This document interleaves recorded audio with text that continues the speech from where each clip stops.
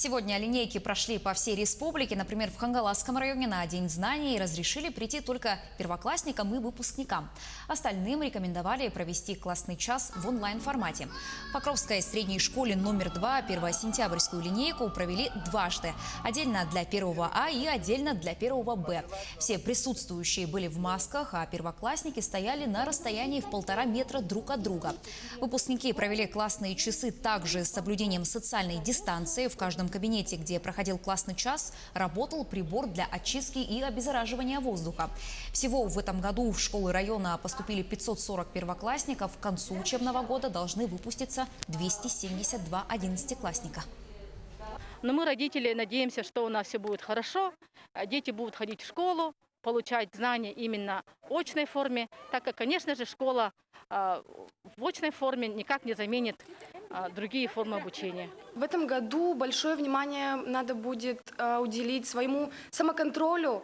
Это огромный шанс проверить себя, так как в этом году сложно всем, также учителям, и большей части нам придется готовиться самим к экзаменам. Это очень будет сложный год, но мы не отчаиваемся, рады тому, что вообще мы пришли в школу, что мы будем учиться. Это очень нас радует. А в Екиндюмской школе Вилюйского района сегодня 83-й раз прозвенел первый звонок в честь 3 первоклассников. В этот волнительный день для новоиспеченных школьников их поздравили родители и учителя. В 2008 году сельская малокомплектная школа открыла кадетские классы. Здесь учатся мальчики-подростки из разных районов Якутии. Военная, физическая, психологическая подготовка ведется за счет дополнительных часов, кружков и военных сборов. Учебное заведение входит в республиканскую сеть кадетских школ. Сегодня здесь учатся 68 школьников. Я работаю учителем начальных классов. В данный момент у меня идет 8-й год работы по программе «Школа России». В этом учебном году я принял 1 класс, 3 мальчиков. Работа учителя начального класса очень интересная. Учитель начальных классов должен уметь все.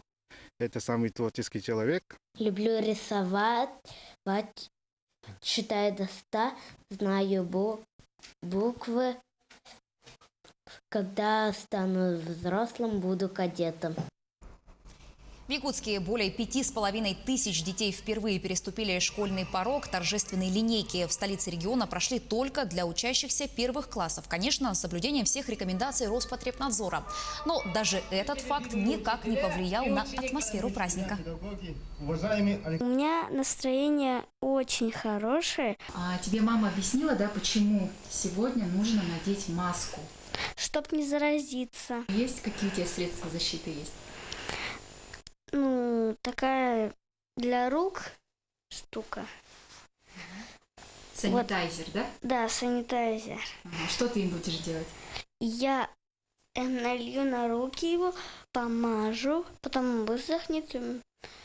Ну, если я там что-то потрогаю, потом нужно обязательно это использовать.